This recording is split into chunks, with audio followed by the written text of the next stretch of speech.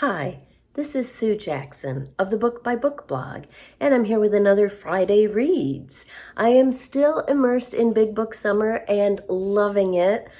I've already read so many amazing books this summer, books that have been on my shelf waiting for me to read for too long, and I'm really enjoying it. This week, I kept reading CloudCuckoo Atlas by Anthony Doerr. I am almost finished with it now. I think I'm down to about 100 pages.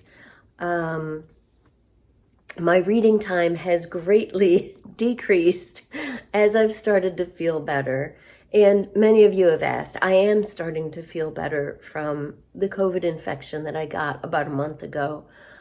It's tough with my chronic illness, which is an immune disorder, but I am definitely recovering more quickly than I did the last time I had COVID, which took me 6 months. So it's been about 4 weeks now. This week, I kind of turned a corner and saw some bigger improvements. So now we've got the tropical storm is on its way, and we've had rain sitting on top of us for the last couple of days. Unfortunately, the weather does affect me. My husband's always pointing that out, and he says, "You get mad when I say that." I said, well, that's because it's something I have no control over. So I have been a little more run down the last couple days. I am definitely not back to my normal baseline yet, but I've seen some big improvements this week, and I'm grateful for that. And thank you for all your kind words and well wishes. I really appreciated that. So back to CloudCuckoo Land. I am loving this book, and this is one that has sat on my shelf for too long. I asked for it for Christmas, got it a few years ago. This is the third summer it's been in my Big Book Summer pile.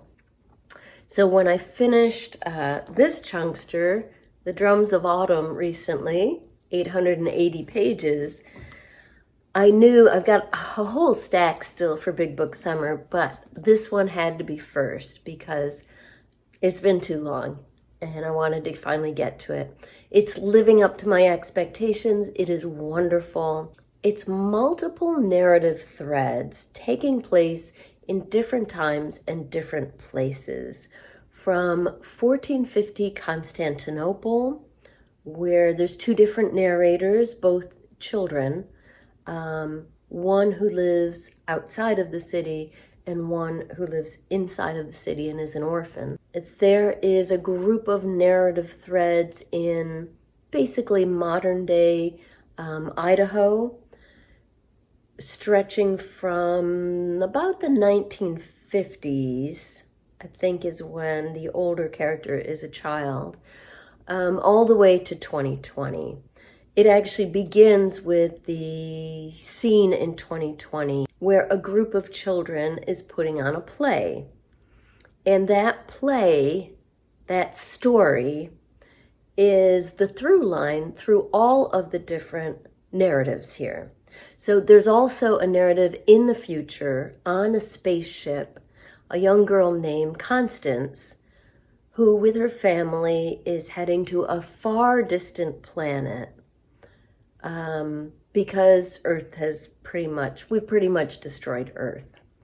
So through all of these different times and places, this story, CloudCuckoo Land, is the through line.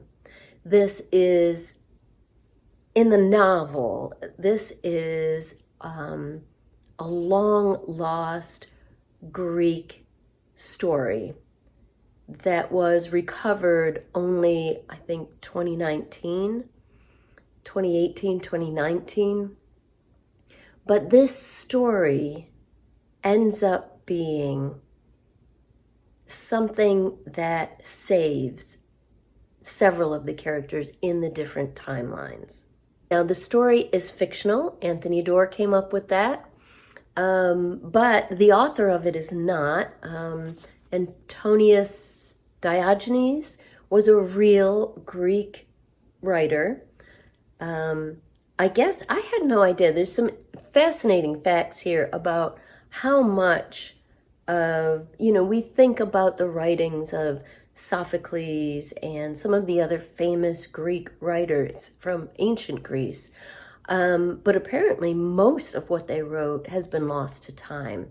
So this is about one such lost story that is recovered through some amazing coincidences. And that's what ties all these stories together. It is wonderful. I like all of the stories in it and all of the different characters, and I'm really enjoying now toward the end as we see these different threads come together and how the actions of one person centuries ago are impacting someone else. I love that kind of book. So really enjoying CloudCuckoo Land by Anthony Doerr. So glad I am finally reading it. Now on audio, I just last night finished listening to The House in the Cerulean Sea. Another one I was late to the game on. I know everybody loves this book. I don't know why I didn't read it sooner. What spurred me to listen to it now was that the publisher, Macmillan, asked if I wanted a pre-copy, a review copy of the sequel, which is going to be released in September. I don't remember the name of it right now. I'll put it up here along with the release date. So I knew that everybody loved the original book. I feel like I had missed out. So I said yes to the review copy and then downloaded a copy of The House in the Cerulean Sea so I could catch up. Well, just like everyone has said before me, it is an absolutely delightful story. I knew it would be. I have read some T.J. Klune. I loved Under the Whispering Door. So I knew this would have those same kind of qualities. Fantasy in the real world. I don't read a lot of fantasy, which is probably why I didn't read this sooner.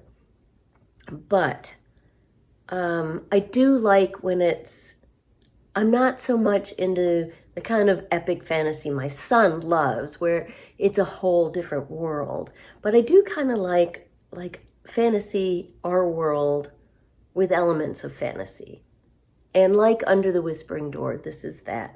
It begins with a man named Linus. He's a caseworker for, I keep forgetting the name of this department that he works for, but it is, its acronym is DICOMY, Department for Children and Magical Youth is basically. So this department, there's some Harry Potter vibes here. This department oversees a bunch of orphanages where kids with magical abilities are put. Orphanages and schools. I'm using the air quotes because, yeah, they don't necessarily have the kids' best interest at heart. So Linus is a caseworker. He truly does care about the children. When he goes to visit an orphanage or school, he's a rule follower. He's very stringent about following the rules and regulations. But he feels very strongly that his job is to make sure the children are well taken care of and happy and healthy. And so he's done a good job with this for many years. So extremely upper management, that's all in caps, I love that, calls him in one day and gives him a classified job. No one else knows about this facility. It's highly classified. But because he's got a good record with the department, they want him to go investigate. Well, it turns out that this house, the house on the cover, is not so much an orphanage or school as a dumping ground for, I think it's 5 or 6 children with extremely special abilities. Kids who were not accepted by their parents, by their communities, who were ousted. And what Linus finds there is quite a surprise in many, many ways. If you've read any T.J. Klune, then you know you're in for a treat. It is a beautiful story. It is full of joy and hope and beauty. There's a love story in it. It is, yeah, it's wonderful. Absolutely loved it. It was excellent on audio. I have not chosen my next audiobook yet. I'm going to do that today. But I had forgotten again that I'm supposed to be also telling you what the rest of my family is reading, because I do that on my blog. And people always say they enjoy hearing that. So guess what? My husband's been reading Lonesome Dove. This was the big book that I read in June. As soon as he got back from his vacation in July, he said, "Did you finish Lonesome Dove?" He couldn't wait to dive in. And as you can see, he's been reading it pretty quickly. He's loving it. I think he wasn't sure if he had read it before, but I think he only saw the TV series back when it aired. And we're hoping to watch the TV miniseries once he's finished. Yeah, so he's loving it, as I knew he would. It's just such a fabulous book. Yesterday, my energy was pretty low. I was looking for some low-key things that I could do to help myself catch up. I still had a bunch of pages tabbed in this book and in Firekeeper's Daughter for quotes and passages that I wanted to remember. So I copied a bunch of those into my quotes journal. There's so much humor in this book, so much sorrow. It made me laugh out loud. It made me sob. So I know my husband's enjoying it as well. Our son, who turns 30 next month,